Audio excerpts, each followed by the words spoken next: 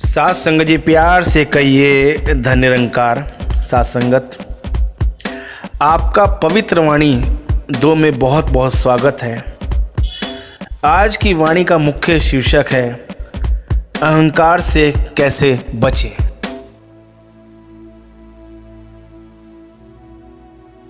गर्दन झुकाकर चलने में खतरा नहीं रहता ठोकर का। मुंह के बल गिरते हैं वो ही जो तान के सीना चलते हैं। एक इंसान पर्वत की चोटी पर पहुंच चुका है। उसके पास 2 विकल्प हैं, वह आगे जाए या पीछे जाए। लेकिन अजीब बात यह है कि पर्वत की चोटी के दोनों ओर गिरावट है। चाहे वह आगे चले या पीछे, चोटी पर पहुंचा इंसान अब नीचे की ओर ही चलेगा। ऐसे ही जिस पल इंसान में अहंकार प्रवेश कर जाता है, वह खुद को चोटी पर समझने लगता है। फिर वह चाहे जिस दिशा में भी चले, उसकी गिरावट शुरू हो जाती है। इसलिए अहम भाव से बचने की सलाह दी जाती है। रावण और दुर्योधन ने अहंकार किया, सबका विनाश हो गया। हिरण्यकश्यप ने अहंकार किया, नरसिंह भगवान के हाथों मृत्यु मिली। आज तक किसी का भी अहंकार करने से भला नहीं हुआ। सद्गुरु बाबा जी हरदेव जी फरमाते हैं, एक बार दास जब मसूरी से आ रहा था तो ऊपर बहुत विशाल बादल छाया हुआ था। बहुत धुंध थी। गाड़ी के बाहर कुछ भी दिखाई नहीं देता था, केवल अंदर बैठे हुए लोग ही दिखाई दे रहे थे। लेकिन जैसे जैसे हम नीचे की तरफ आते गए, वैसे वैसे हमें सब कुछ साफ दिखाई देने लगा। इसी प्रकार जितनी देर हम अभिमान की कैद में होते हैं, उतनी देर हमें और कुछ दिखाई नहीं देता। हम और किसी को कुछ नहीं समझते, केवल अपना आप ही हमें दिखाई देता है कि मैं सबसे ऊंचा बन गया हूँ।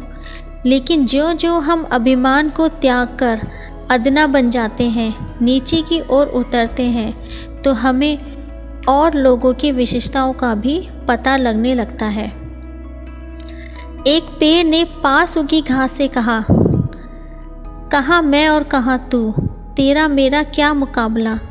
मैं कितना विशाल हूँ, मजबूत तना, लंबी शाखाएं, हजारों पत्ते, ढेर सारे फल, तुझ में यह सब कहाँ है।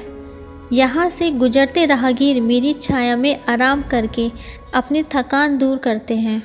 तुम ना तो किसी को फल दे सकते हो, ना छाया। तुम्हारा होना या ना होना एक बराबर है। यह सुनकर घास बोली, माना तुम इतने गुणवान हो, लेकिन कभी भी अहंकार में चूर होकर दूसरों का अपमान नहीं करना चाहिए। कुछ दिनों बाद भयंकर आंधी तूफान आया। तेज हवाओं को वह पेड़ सह नहीं सका और जड़ से उखड़कर गिर गया। वहीं वे तेज हवाएं उस नन्ही घास का कुछ नहीं बिगाड़ पाई। वह वैसी ही मुस्कुराती रही। मैं हूँ तभी तो यह काम हो रहा है।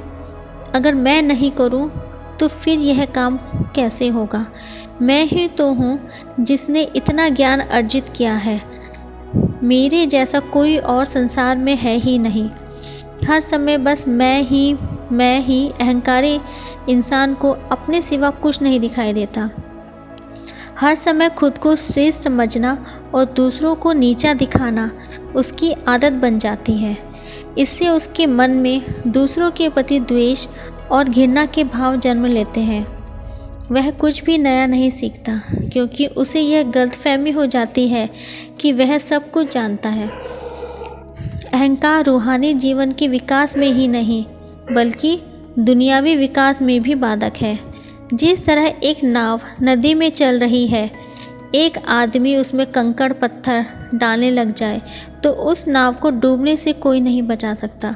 इसी प्रकार जीवन रूपी नाव में अगर इंसान अभिमान के पत्थर भरता रहे तो इसे डूबने से कोई नहीं बचा सकता। इसलिए अहंकार से बचकर रहें। जो पहाड़ों पर ऊंचाई की ओर चढ़ता है, वह झुककर चलता है। वहीं जब पहाड़ से उतरता है तो अकड़कर उतरता है।